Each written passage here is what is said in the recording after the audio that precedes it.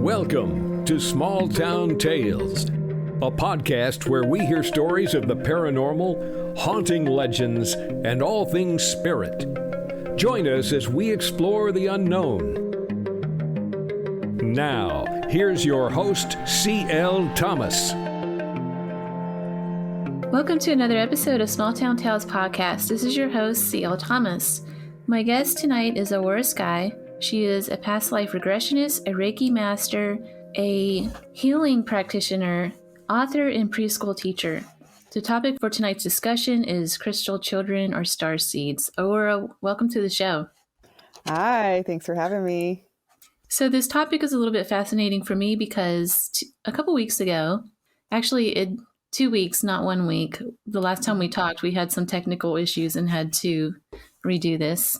I met Andrea Perrin at Vulture City Con, and I only got to talk to her for maybe 10 minutes. And she honed in on me and said I was a starseed, and I totally didn't know what that meant. And so I look back, and it's interesting because we had this interview scheduled for, over a month by that point, even before.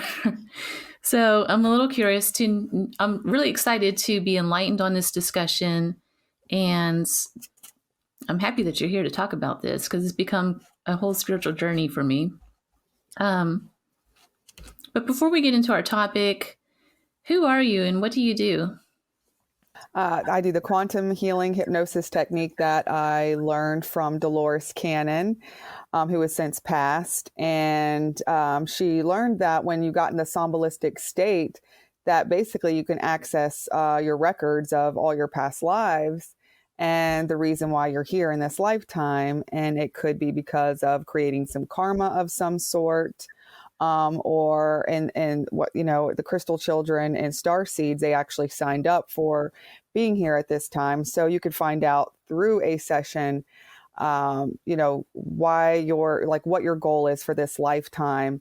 And well, they don't always give you all the answers because it's kind of like a test. So it's giving you the answers, but basically, I take you to past lives that you're holding on to something from. And then from there, your higher self comes in and answers questions that you want answers to. So I'm reading from a list of questions that you've came in with, and your angels and guides and higher self comes through you as if you're the channel, you're the psychic, and answers all these questions. And it's pretty transformative when they, wake fully up and they're alert. They're really surprised. They're like, how did that happen? I was there. My grandfather was there. Then my guide comes in, and then this angel comes in. I'm like, trust me, I know it's wild. After doing them for so many years, it's like nothing to me. But for their first time, they're like, yeah, I need to wrap my mind around what just happened. But they tell me weeks later, they just feel more clarity about why they're here and their goals and why they had to go through certain things in their life to learn from. So it's putting all the pieces of the puzzle together so they can stay more focused, because I know many of us, we're typically holding on to the past, even our childhood and things, and it's affecting us right now. So that's the only reason I bring up, the past. We should focus on the now, but if it's affecting you now, we should definitely look into it and find, get more answers. So you've gotten to see a whole lot of spiritual transformations in people overall, haven't you?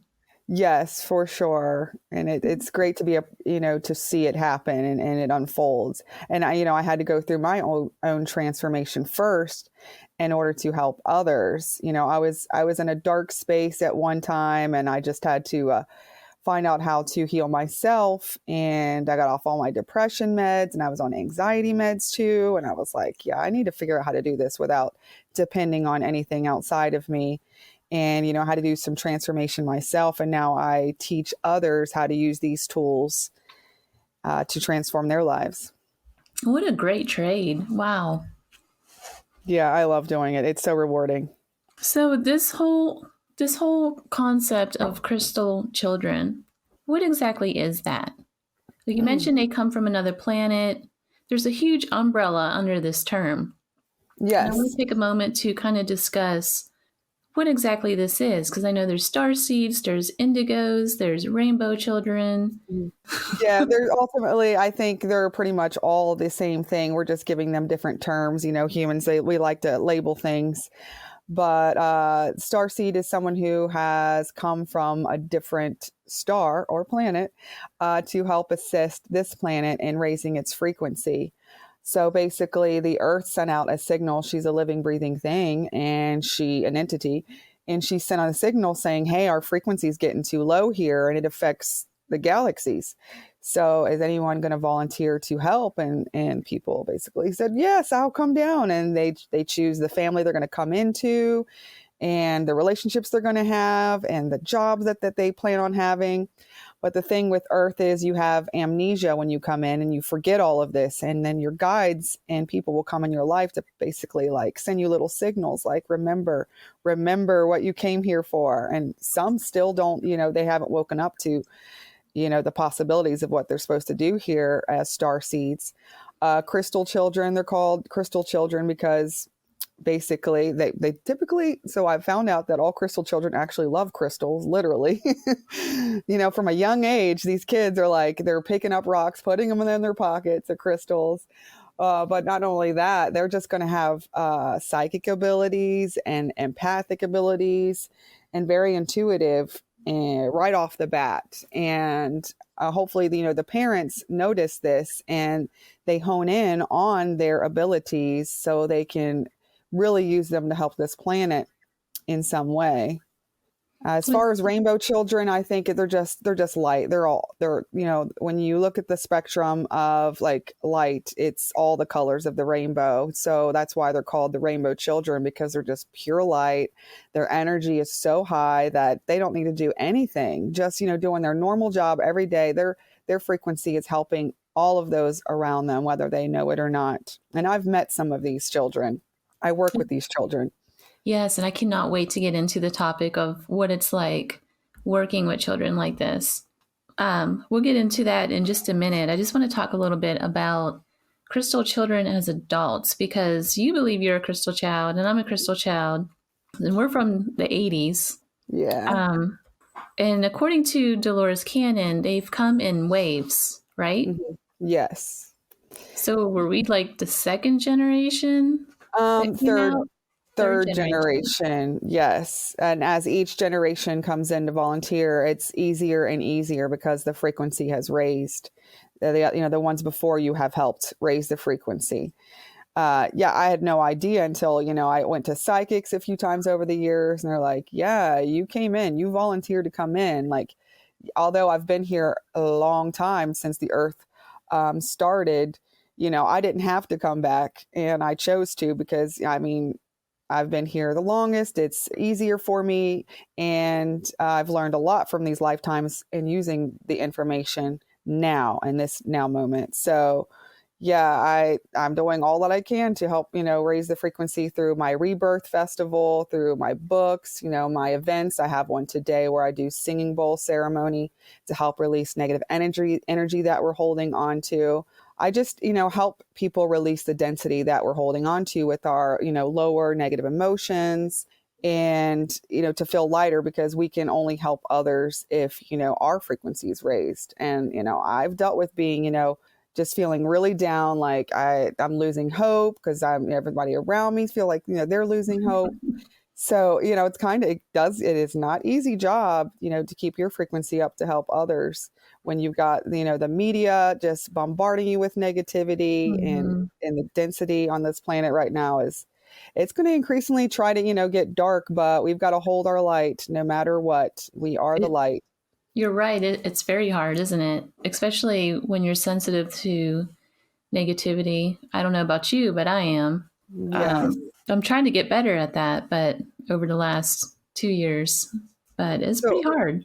I work with a shaman, and he's learned me a lot. He's taught me a lot of techniques that I help others with as well. And before going into work, I put up a protection bubble around me, and I make it golden, and then I fill it with light. But not only that, I put mirrors facing outward all the way around so it bounces off me.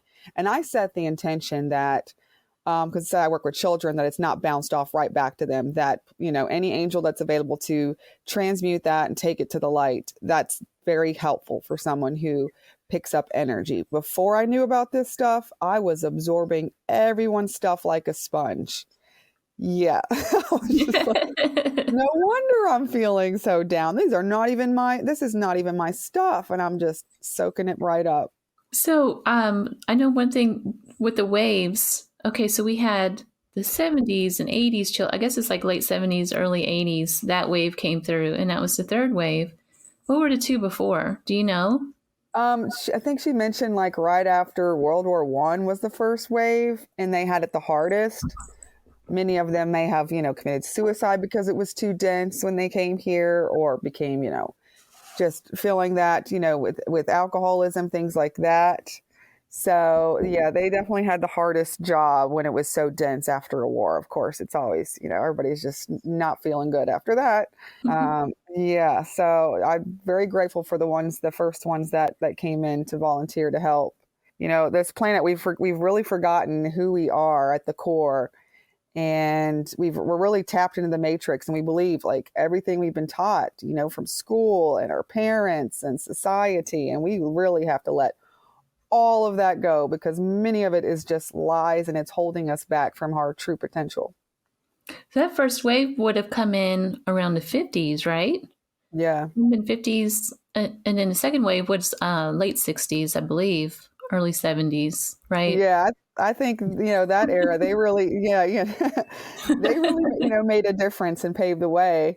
And I think we need to get back to that energy of just like, how they were, and this acting free, like free spirits. That's what we're meant to do here, is just live as free spirits and spend our time creating and loving, instead of this 9 to 5. And you just got to pay your taxes and do everything that, society tells you to do. Have kids, get married. And we think it's bad now, though, but you think about that first wave in the 50s when everything was so, everything was in its place. The man went to work. You had the stay-at-home mom. You had the perfect little kitchen with a lot of them had the pink little fridges and perfect lawns. And right. And all of a sudden you have these kids come in. They're trying to break the mold. Like, I'm going to start questioning things. This doesn't seem right. So you mentioned that, what was it? That the star seeds come from different planets. Can you talk a little bit about that? Yeah, I don't know, all of the planets. And sometimes in my sessions, planets come up that I've never even heard of. But I'm from Lyra. I've been on Lyra. I've been Arcturus. So Arcturian is what they're called. And I'm on the Orion Church Council, I've found out. So there's all these different planets we can come from, in different star systems, light years away even, to come here. And they might not look like humans at all, like Arcturians. They don't have hair. They only have 3 fingers. They might be bluish looking. So, it's funny that, we seem to not get along on this planet because we look different, when there are beings out there that look so much more different than us. We just need to stop judging each other. It's silly. I think it's cool that we have all, these different ethnics here. Whereas some planets, they're all blue, they're all the same. But most of the time, the people they're telepathic. The beings, I say people, the beings are telepathic, and some don't even need to eat anything. They just need a fluid, or something in the air is what keeps them alive, or just light, which is pretty cool. And in our future, that's how we're going to be. So, my client, it's quantum hypnosis. So they go to future lifetimes. So I get to see what's going to go on in the future. I knew about the virus before it came. I knew that they were going to make a second virus, and I've been warning my friends and family about this stuff before it happened. It's madness what the beings that are here that have no empathy for humanity are doing to keep us in fear and our low frequency. Whereas, is that reptilians? Yes, definitely reptilians. And I think as the veil thins, it's going to be easier and easier to tell which ones are the reptilians. That's a really interesting concept. So I read a book that recently got published that was written in the 1940s, or supposedly written in the 1940s. It's called Interview with an Alien. It was written by the account given by the nurse who took care of one of the surviving aliens that crashed in Roswell. And this is written in the 40s. And she tells that she took care of the creature. It died within a few weeks, but it didn't need to eat anything. It didn't need to drink anything. It spoke to her telepathically. And it was telling her about what happened on Mars and the fate of our planet and just different things. It's a really interesting read. But Ooh, my third eye just started tingling. I don't know if that is a sign that I'm supposed to read that for sure, or you should definitely read that. But yeah. she describes these alien beings as, just like you said, basically they're a spirit in a shell, almost like a space suit. Yeah. And beings most of the time can't come here because like our, the oxygen and everything, it's different than what they're used to. That's why they can't come down here. But they can do like some kind of holographic type of thing, basically, where they shoot down from their UFO or ship. We call it UFO. It's their ship down. And you can see them. Holographically. They can definitely do that. And I've had clients that have been taken up in ships, in this life. They were like, Time was weird that day. I need to find out what happened. Come to find out, their family had checked in on them. So they went up there. They remember everything during hypnosis of what happened. They were on this table and they were prodding them and checking them, which could be scary, especially when you don't remember that you signed up to allow your family to come and check on you. They're seeing how you're progressing and stuff. So they're not always, doing, bad things with you. They're just checking on you. That definitely happens. There's just definitely this whole Hollywood fear factor behind the whole idea that there might be life on another planet. Yeah, it's so silly. So there's a conference going on I think it's next week, maybe, here in Vegas. It's in a little place called Laughlin. And I think it's called Star something. I can't remember the exact name, but basically it's a group of people getting together to talk about communicating with aliens and the whole other side. They're tying in the other side with the concept of life on other planets. And one of the things they mentioned was this is their last convention because after this year, they're not going to need it anymore. So part of it is like enlightening humanity to the idea that they have this whole other connection to spirit. And there's just a lot under this umbrella. Too much to sit here and talk about it in one question. Do you feel like everything is kind of about the burst? Yes. As far as knowledge and where we're moving as society and waking up? Mm-hmm. So the veil is thinning between realms, and it's going to be easier and easier to connect with our star family, with our family that's crossed over. So now's the time to like tap into your meditation. That's that gives you the chance to open that portal basically to connect with other spirits. And you always set the intention that you want to, speak to, your family or spirits of the light. You've got to definitely set that intention because you can channel beings that are dark as well.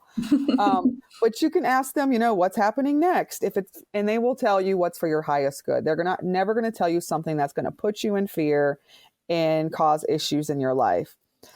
But I think we're all talking to spirit.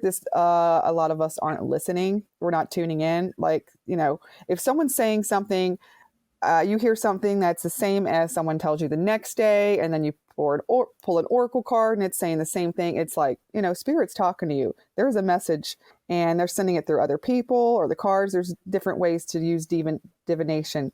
So you just got to pay attention. And they come so subtle. There was a guy, there's a medium who's on one of those television shows, and he talks about those kinds of little messages all the time. Like they come across in billboards, they can be on a car plate, they could be something as simple as a coin. Like he said he did a reading for somebody and was able to tell them to look on their desk there was 2 pennies on the desk. And it was, the message was on the penny. It was like one of those, I think it was a wheat penny or something like that. 1 cent penny. But yep. little things that we tend to miss. It could be a feather that's sitting on your doorstep, not to be like Yeah. Forrest Gump or anything, but We are never alone. I know it feels like it here in this dimension, but there are beings around us all the time. You've got your guides and your relatives on the crossed over. They're checking up on you. They see everything that's going on. You're always being watched, just so you know. So, if you think of that, though, you never want to do any harm to anyone or do something that, that's not good for the whole, because you don't get out of it. You don't get away with anything. It's all being seen, recorded, everything. So as adults in being crystal children, what are some of the characteristics that they would portray? Very intuitive, like picking up, like when you meet someone that, they don't have the best intentions. Trust your gut, though. That was me for years. I didn't trust that intuition that was coming in. And then I got burnt in the long run. Just more sensitive to energy. I can feel energy coming from my hands. They might have that intuitive gift of, channeling light through their hands and doing healing. So like if you get excited or something, you start feeling your hands tingle. That's light coming out of your hands. Crystal, adults might be drawn to going out in nature a lot because they know intuitively that that's healing and there's an energy there to clear your energy. And of course, they might like crystals. That's me. I've got a ton of crystals. Just drawn to everything like Reiki, meditation, stuff like that. You're typically a crystal child. They tend to be very artistic too. Oh, yes, for sure. And keep doing it. No matter if you think it's not, you're not selling your art or whatever, it's still an energy that you're putting out there. So keep that creativity going, which is stemming from your sacral chakra. Keep that open and clear because, we're master creators in this realm. Everything that's been created here was once a thought. Or we're going to take a quick break. When we come back to this episode of Small Town Tales podcast, we'll continue with our discussion with crystal children.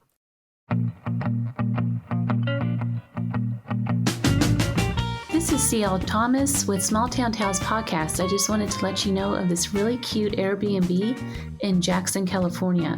It's owned by Elsie Lode. She bought this house unknowingly that it was haunted. Come to find out, when she tried to do some work and get some stuff cleaned up around the house, she's had a lot of weird things happen here. I've been there a few weeks ago after an investigation, and I gotta tell you, it's really curious. If you want to experience the paranormal on a weekend with a bunch of friends, this is the place to go. It's in the middle of Jackson, California, maybe 2 blocks away from Jackson Hotel, and it's a really cute place. I think it has maybe 6 rooms or more in it. I think it's 6 rooms, might be 5, but this place is really cute. You don't want to miss this, and it's really affordable to stay here. Definitely check it out. It's Bethany's Home Sweet Home. You can find it online, Bethany'sHomeSweetHauntedHome.com. And the number is 916-345-4262. Again, it's 916-345-4262.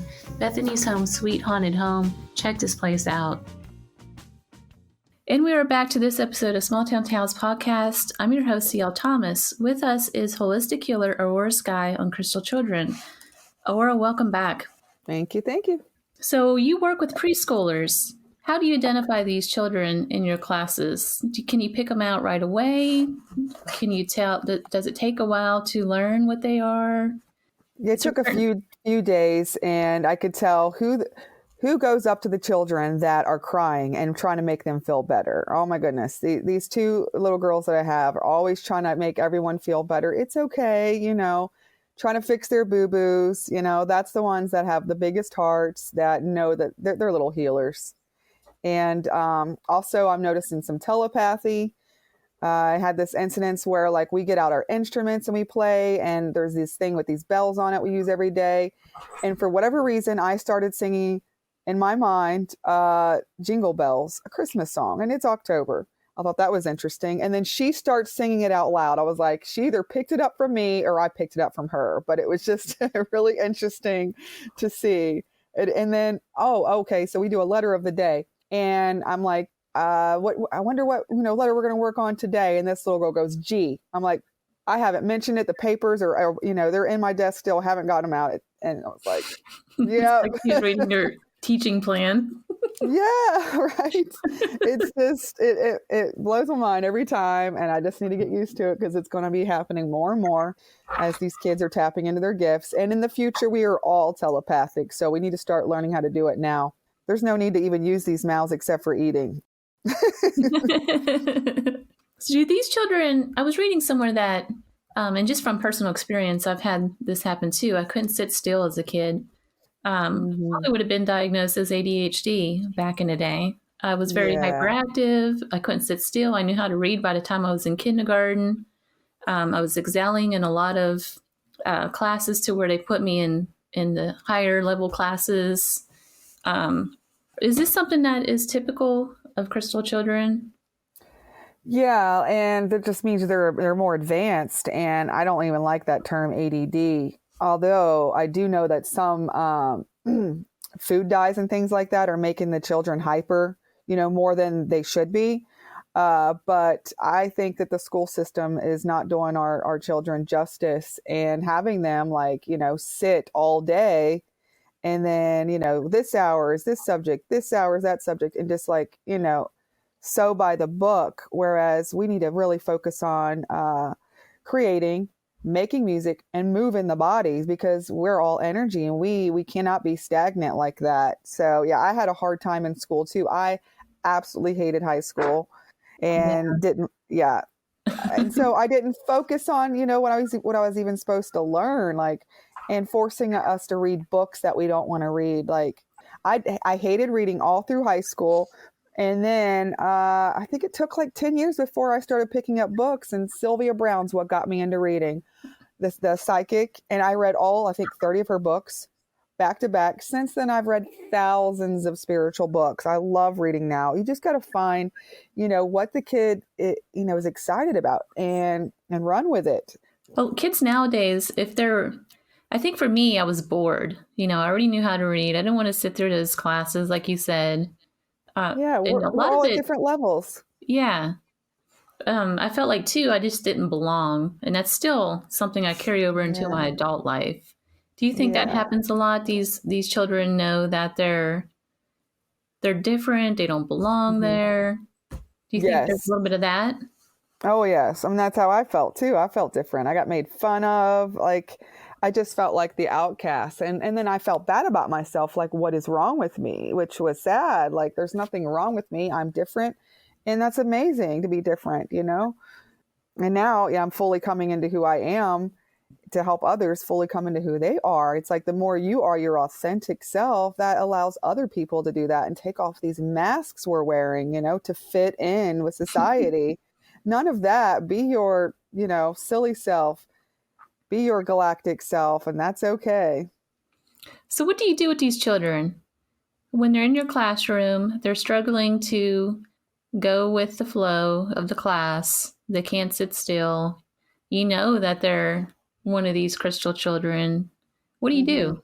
And I think this is so cool, by the way, because you get to help people in their spiritual journey at such a young age. Yeah, well, where I work is it's low income families though, and government subsidize, and I'm seeing a lot of trauma that they're already coming in with. So that's hard. It's I can't be oh, can I do some Reiki on you right now? I can't do that.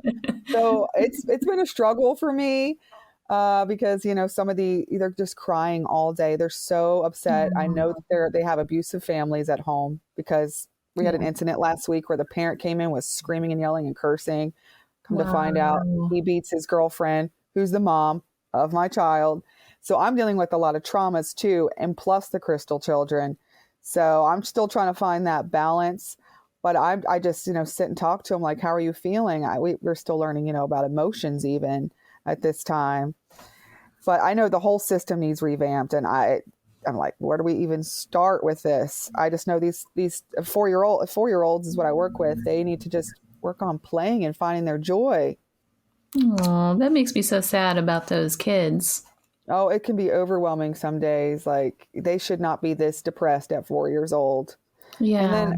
And we don't have the best food that we give them either. If I open a center in the future, it's going to be all organic, no Fruit Loops and processed stuff. I'm seeing a lot of that, and that's going to affect these kids' moods, you know? There's a lot of crystal children adults or that have grown from crystal children into adulthood with those kinds of traumas. Do you think that are you laying a seed for these kids to kind of that they can carry with them, you think? Yes. I'm spending time with them with meditation now. I mean, it doesn't always work. I'm like, we're just got 1 minute. I ask them, do you want sounds of birds or do you want sounds of the ocean? And they'll tell me. And I'm like, let's just sit here and focus on our breathing for a minute. And then the other day, they're like, oh, can we do meditation today? I'm like, oh, that excites me that they want to do meditation. So, I am planting those little seeds, and I'm doing a little bit of yoga with them too. And some of them are so talented. Like I'll do a dance party and they'll be dancing, and this 4-year-old's got more better moves than most adults. I'm like, she's definitely going to be on TV one day or in movies or I don't know, a background dancer. It's great to see. It makes my day. That's really cool. So I want to ask about the Akashic Records. I think this is a concept that Edgar Casey came up with, right? Mm-hmm. Do you know a lot about that? And Dolores Cannon talked a little about it too in some of her books. Yeah. So the records I think they're in the 13th dimension, and it's like almost like a library that holds all the information of everything that's ever happened on any planet. And I think we can all tap into it. It just, it takes some time. And I have friends that are tuning into it. They just realize that, oh, I have this ability. So now they're starting to practice with their friends. But basically, during my hypnosis sessions, my clients are tapping into their Akashic records. That's how they're able to access information from their past lives. So everything's recorded, everything, every thought. It's wild to think. It's almost like a supercomputer. So when you go into like a haunted location, if you tap into those records, you can pull out everything that's happened in that place and time.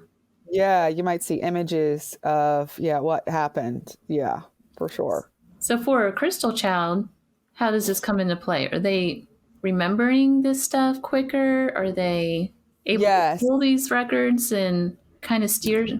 They might tap into it, I guess, during their dream time. But I just met with a gentleman who's got like a 10 and 15-year-old, and they remember some of their past lives, which is wild, So, and you can look up even on YouTube these videos of these kids from a young age remembering they were a fighter pilot and all these things. Yeah, I've seen that. Yeah, it's pretty wild, and it makes you think, like, I think it's before 7, you have a better chance of remembering your past lives. And then after that, it's just going to you're going to forget it and focus on the now. So in your public school, do you do anything to kind of encourage that? Or I know there's probably a lot of restrictions because it is a public school. Right. Yeah. No, but when I have my own center, I'm going to be having these kids tap into it. Yep. And then also you need to focus on what our ancestors have passed along to us to clear. For me, it was abandonment issues 7 generations back that I had to clear. And it all was cleared last year. I mean, so I would bring into my reality situations where the guys I'm dating were always going to abandon me, because it's like if you're holding on to that energy, it's putting off a signal, and it's going to create that over and over until you're ready to release that. So it was not easy. I thought I was going to die at one point. I remember shaking so bad one day when I got kicked out of my house from my roommate, and she was bipolar. It was a hard situation, and I just remember shaking. So I call a healer I work with that does lift-on therapy like I do, and I said, can you check my energy to see where I'm at? He's like, you're at a 14 right now. You're releasing ancestral trauma from generations back. I'm like, well, no wonder. It feels awful. And I'm like, well, I'm ready to let this go. And my spirit guides told me to take the Dune Primrose, what is it called? Not essential oil, but flower essence. They said that helps with abandonment issues, which many have. I'm not the only one dealing with this, where if my father left me, what I felt spirit had left me, and it's helped all of that. I'm more in tune. I understand that I don't need, anyone outside of me. Everybody could leave me, and I'm still whole on my own. It was a hard lesson to learn, and not easy at all. So, what is your advice for people who want to tap into these records to try to heal themselves, and how to recognize these past traumas? Well, there's plenty of books out there on how to start tapping into your Akashic records. Or you can go to an Akashic record reader. I know a few that are here in Cincinnati that are doing a really good job. Also, Grace Wiley, I seen her, and she tapped into some things I was holding from 50 lifetimes ago. I was like, wow. That's wild. It's like, if you don't ever tap into this, how are you going to know? And you're just going to keep having lifetime after lifetime with those issues. And Wow. vows are very important to release. Like I made a vow of chastity because I was a nun in a lifetime. So that can affect my energy now. You can make a vow of poverty, which I had done, thinking Oh that I had to be. no. Yeah, I had to. I figured, I'm so spiritual. I got to be poor to be, to be spiritual, which is not true. It's a program. How to release that? Yeah. So vows are very sacred. They go from lifetime to lifetime. So be careful what vows you make. Does this work with ancestors as well? Like if somebody had an ancestor that was murdered, or I don't know. It's all held within the DNA and gets passed down. So let's say you had slavery. Slavery. It's gonna, that energy of oppression is gonna continue and continue until you realize, oh, I'm feeling oppressive all the time. Like, why do I feel like everybody's inferior to me? It's taking the time and the awareness of where you are right now, and what you have accumulated in your life, the energy that's drawn to you over and over. It's for a reason. It's so interesting. So with these kids, you have this goal to try to overcome a whole lot of stuff within the 1 year that you have them. I'm assuming you only Yeah. have them for 1 year, right? Right. And I've only been with them 3 months. So yeah, I have a long way to go. do they ever come back though? Do you see them in a few years, and are you able to Yeah. tell a difference? I don't know, because they're going to be going off to kindergarten, next year, and then be in the whole school system. So unless they come back, to visit, I guess I'll never see them. Oh, Yeah, which is sad to think. But there is a teacher at my school that two of her kids is in the school, so I'm able to, definitely one of her children are Crystal children, so I get to, see what happens with her. it's so interesting. Or do you have anything else to add? Check out my book on Amazon. It's Life Lessons Learned from Quantum Hypnosis. And I put into a small book all the profound lessons I've learned from all my sessions, over 300 sessions. And even if you don't even like reading, I made it so simple and easy to read. And it makes you think, it can change your reality, really. What are some of those lessons? Crystal children are definitely in there. About karma, who Jesus really was. I had a lifetime with Jesus, and many of my clients went to that lifetime that I spent with him, which is pretty neat. So if you go on my YouTube, Healing with Aurora, you can listen to past sessions there. And there's like 3 or 4 where they go to that lifetime with me, with Jesus, which is pretty cool.